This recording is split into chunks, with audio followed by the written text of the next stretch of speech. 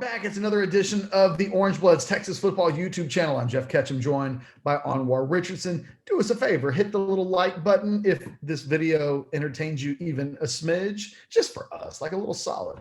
And maybe even subscribe to the channel if you're into Texas football, or you just want to get mad at us like once a day because you're into that kind of thing.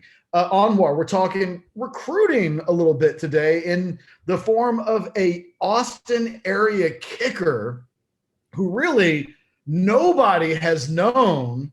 A kid named Will Stone from Austin Regents commits to the Longhorns on Tuesday after being offered on Monday. He wasted little time. The Longhorns were looking at it. One kicker, that kid committed to Clemson. They went to Will Stone as the second offer, and he was like, yeah, I'm good. I'll take it. And here we are. The Longhorns up to 11 commitments in the 2022 recruiting class. And I think one of the reasons why we're doing the video is part of these 11 commitments now. The Longhorns in the last week have taken both a deep snapper and a kicker in this recruiting class in a year when you feel like the 25 slots that Texas will be able to add in 2022 will be incredibly valuable.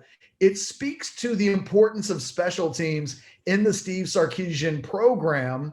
And don't tell me, show me. He has shown us in the last week or so, he's put his money where his mouth is because he is spending scholarship space on positions that oftentimes would just go to preferred walk-ons. So what this means to me is that Jeff Banks sat down with Sark in a room somewhere recently. It's like, hey man, like, so, I appreciate, like, I like it here. It's really cool in Austin. Me and my wife, we're having a great time. We go out on the weekends and stuff. But I just kind of wanted to talk to you a little bit, Coach, about, I might need a little bit of help. And so therefore we've seen like this is definitely Jeff Banks saying, hey man, this is what I need. And it speaks to, when you think about kickers, Catch, a lot of times we just think of walk-ons. Like you don't necessarily think of a ton of scholarship guys. I mean, he had one other scholarship offer, which was Michigan State was recently, and then there was Texas. And so clearly the kid's got a leg. Clearly he can kick. He's a left-footed kick, as I'm handed, left-footed kicker. But to be able to say, okay, you would think, right, they got Cameron Dicker, like they're good. You could get anyone to walk on.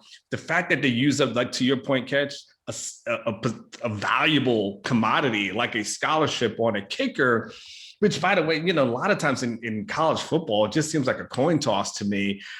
And so, Catch, like when you talk about something as valuable of a commodity as a scholarship and using that on a kicker, where a lot of times those guys are just walk-ons, it speaks to them looking at a position that I don't know if you and I would have looked at, Catch, and said, that's a position of need. Like you really need that going forward. But I guess at some point, what is Cameron Dicker now? Is he a junior? Like how old are we now? I mean, is he at a point where they're going to? It depends because he gets a free year. That's true. So technically I think he's going into year 4 because he's played 3 years. Okay. But I don't know what Cameron Dicker, I don't know. He's either a junior or a senior. He has 2 years of eligibility remaining. Okay, so so maybe they're looking for the future potentially. I mean, I think Cameron Dicker, honestly, I like him more as a punter than I actually do as a kicker. I just think that's his strength and that's his forte. I mean, he was 15 of 21 on field goals last year.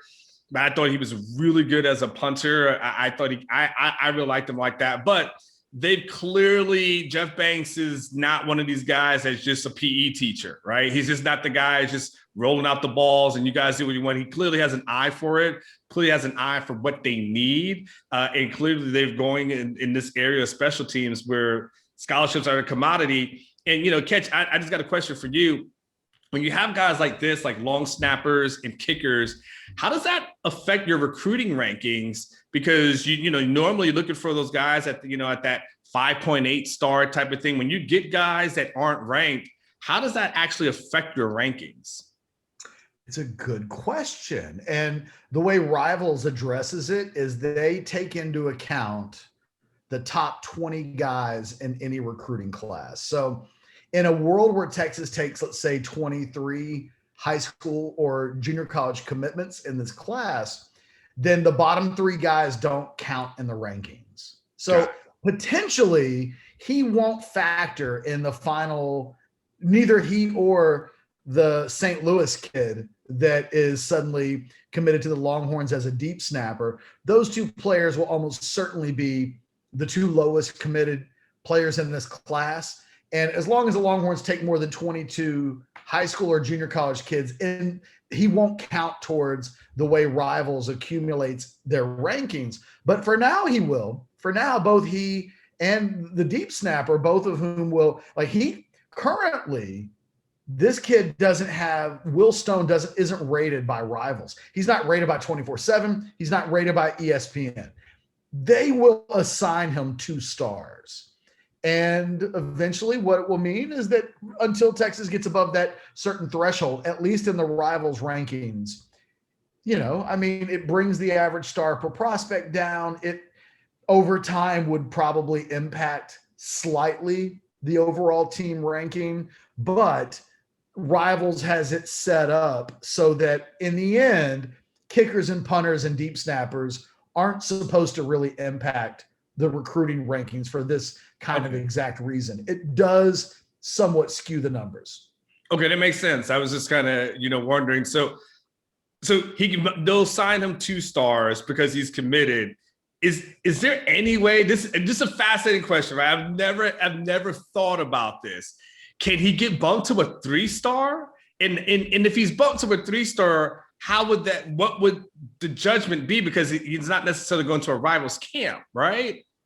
Well, typically with kickers, they rely on the kicking experts to answer these questions. So Cameron Dicker was a 3-star kicker.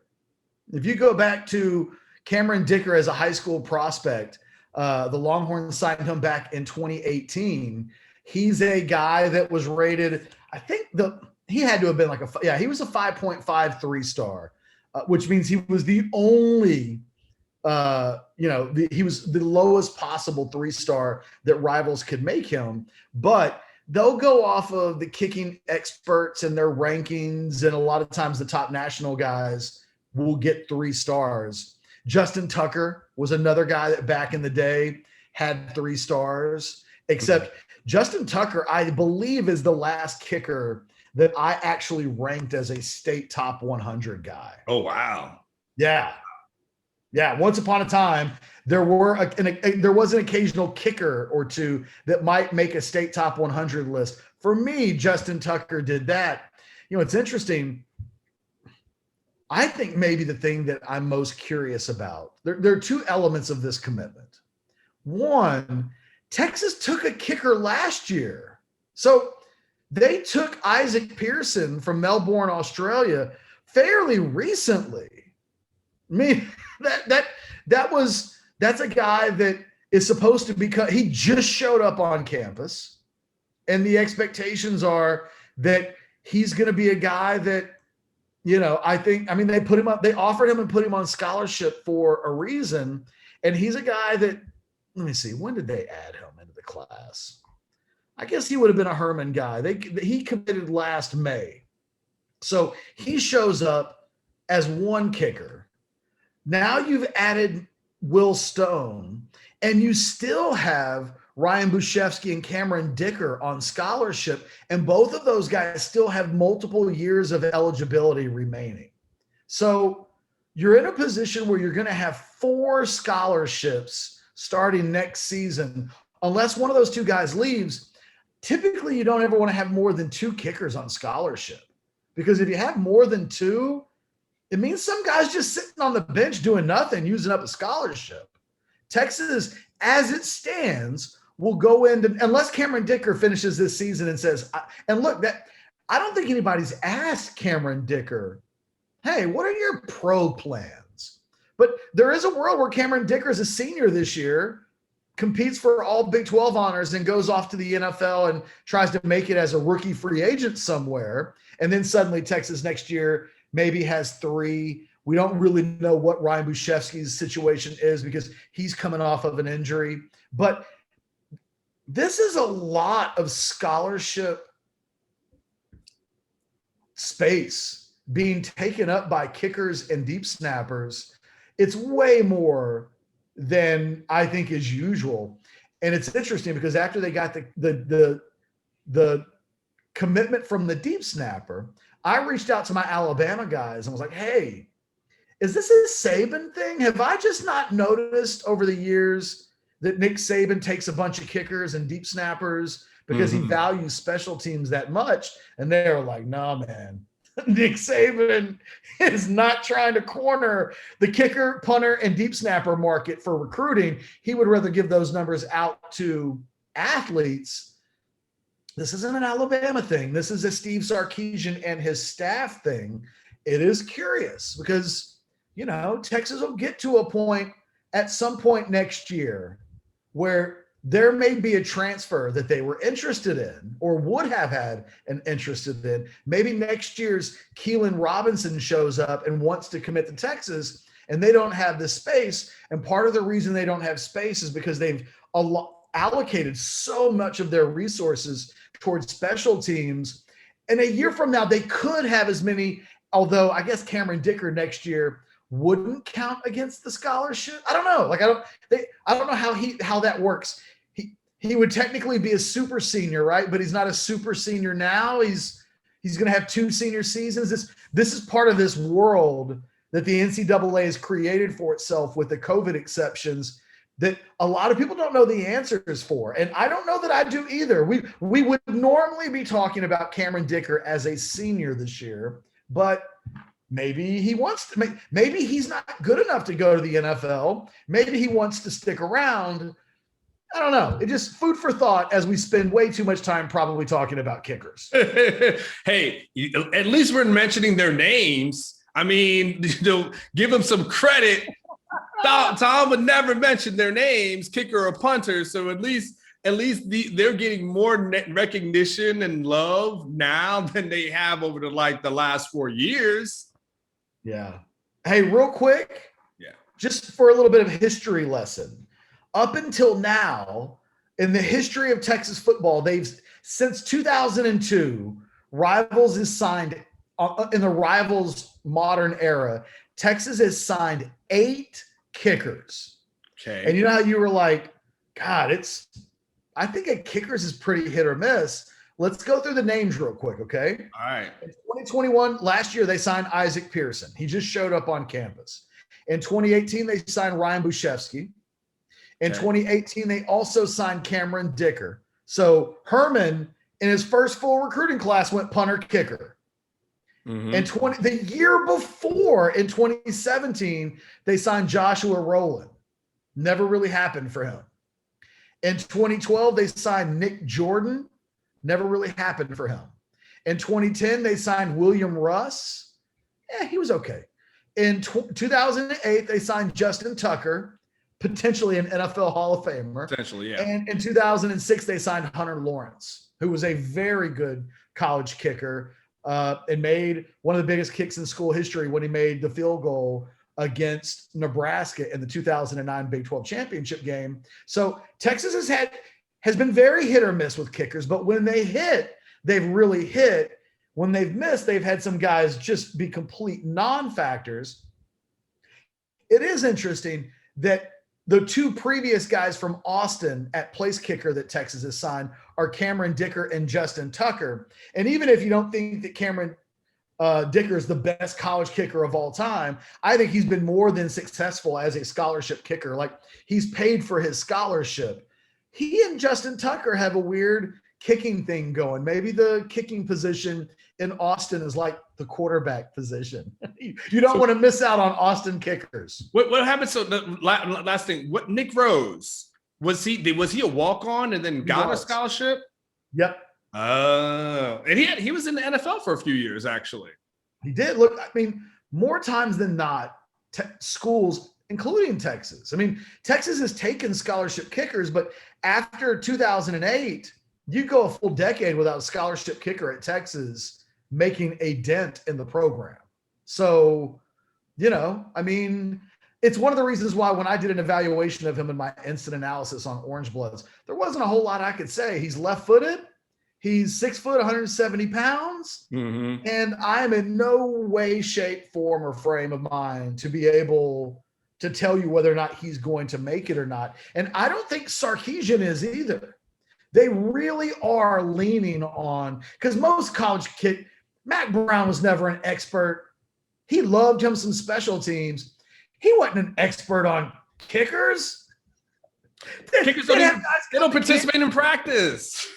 I mean, you they get do your a little stopwatch out and you're trying to time how long the ball's in the air, and there's nobody around, like kicking the ball in an empty stadium with some coaches watching, as we've seen over the years, is completely different than 100,000 people in the stadium and guys running at you. So some people don't catch the ball when that happens. Hey, the thing is, again, I can't help but notice that they've taken kickers in back-to-back years. That's rare, although Tom Herman did it. One of these instances, once again, where we look at Sarkisian and say, you know what? He does do some stuff similar to Tom Herman. We're seeing it in this class.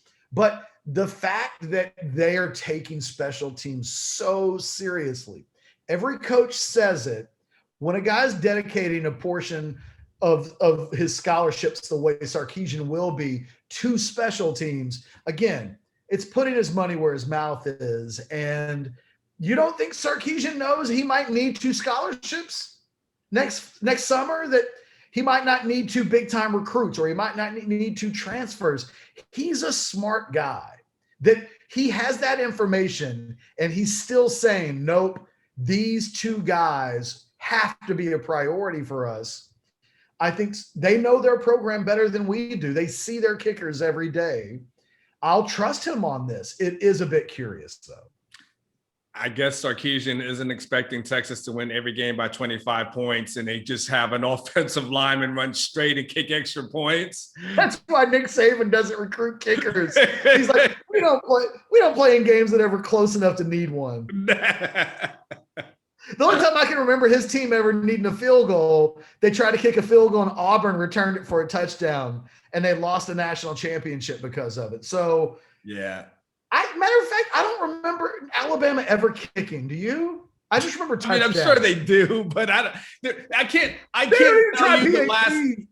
tell you the last like major game that came down to them needing a kicker in the final like 2 seconds of the game, and that kick is what helped them go to victory. Now that memory I do not have. A Bama person may have that. That memory I can't think of. Like, man, they were playing Clemson and they sure needed that kick in the last 3 seconds to win. I don't remember that. Out of curiosity, in the event that I'm completely wrong, let's wrap this up with me just looking up how many kickers Alabama has signed under Nick Saban, because I could be wrong. He could be taking, maybe he doesn't take deep snappers, but maybe he takes kickers. All right. Before you look at it, if I set the line at 3, would you take the over or under? I would take the over. If we're talking about the last, because Saban's been there since 2007. 7. Okay. All right. So I'm going to set a tough 4.5. In that case, I would have taken the under, but the answer is 7. Oh, okay. But listen to these names and tell me if you've ever heard of them. Will Reichard, I've never heard of him. He may be the best kicker. He's on the team right now. I don't know. Skylar DeLong, J.K. Scott, Adam Griffith, Cade Foster. I've never heard of any of the kickers that he has ever signed. I've never tried to pick up one of those guys in a fantasy football league. That's what I'm saying. Yeah. Like, that's how you know if a guy panned out, right? Because Nick Rose got in the NFL. He got a cup of coffee. I've never heard when you play fantasy football, you need a kicker on the waiver wire. So, yeah. So then there's that. All right, let's go wrap it up. Found the thing that Nick Saban sucks as. He sucks as a recruiter of kickers. Because he doesn't need them. He's like, I gave up on that. He's like, I don't need that. We'll just score a bunch of touchdowns. I just need guys to kick extra points. His last kicker, Will Reichard from Hoover, Alabama. I think there's a weird little peer pressure thing that if you've got a good kicker in your state, taking. Yeah. I'm So, totally. Anyway, look, for myself and Anwar Richardson, we made a much larger video about new Texas commitment Will Stone. Congratulations to Will Stone, by the way. I mean, Austin Regents to be a scholarship player from Austin Regents to the University of Texas is completely unprecedented. And it's like a historic moment in the history of his school. I don't think it should be complete. It's got to be the coolest thing ever. This kid a month ago was wondering if he was going to play college football. He was trying to hustle up scholarship offers because he's a kicker at Austin Regents. And who knows? Maybe he never gets seen. In less than a month and a half, he's gone from going to the Coles kicking showcase to being a scholarship kicker he gets to go to a swimming pool today as a scholarship athlete for the University of Texas. I'm guessing as a local kid, that won't go too bad for him. I'm just saying, congratulations, Will Stone. Pretty cool moment in the history of his life. We can make the kicker jokes all we want to. This dude's life just changed for what must be immensely the better. So like for him and his parents and his family, like super congratulations. I mean, there won't be a kid in this class that I think will be as thankful for his scholarship as this kid will be to be able to stay home and kick in front of his family and be in this program. It's a monumental deal for him. So look, for myself and Anwar Richardson, congratulations, Will Stone and family. We'll do it again next time. Later.